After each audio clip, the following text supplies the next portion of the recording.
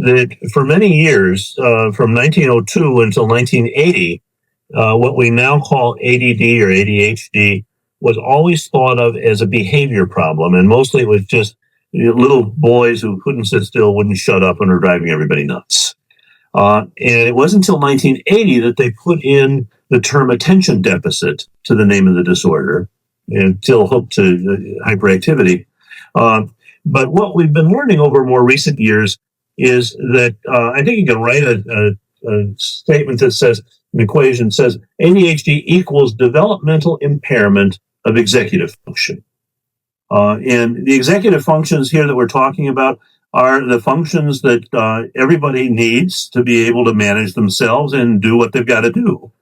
And the model that I usually work with includes 6 parts. Being able to get organized and get started on things, being able to focus and then shift focus when you need to, being able to regulate alertness, which includes sleep problems, and sustain effort, and managing processing speed to fit the situation that you're in. Managing emotions, which is not part of the official diagnostic criteria for ADD, but anybody who knows anybody with ADHD knows that it's a big part of it for most people who have ADHD.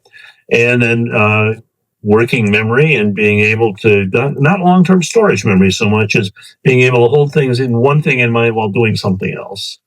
And then finally, the 6th cluster is managing action, which usually is a way of trying to move from something where you're sort of jumping into things too fast, or being too slow or too fast for the situation, and trying to minimize being too impulsive. The sort of thing that people joke about is, instead of ready, aim, fire, is ready, fire, aim. And being able to put those half dozen different pieces of functioning together to do what needs to be done. And the developmental part of it is important, because the fact is, all of the symptoms of ADD are things every one of us has trouble with sometimes. It's just that people with ADHD have a lot more trouble with it.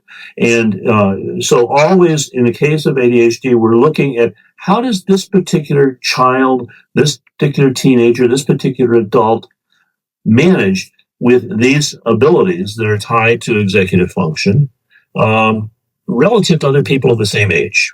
Because the fact is that executive functions do not fully mature in any of us until about 18, 20, 25 years old. And so it's always a matter of comparing with other people and seeing how well this process is going on.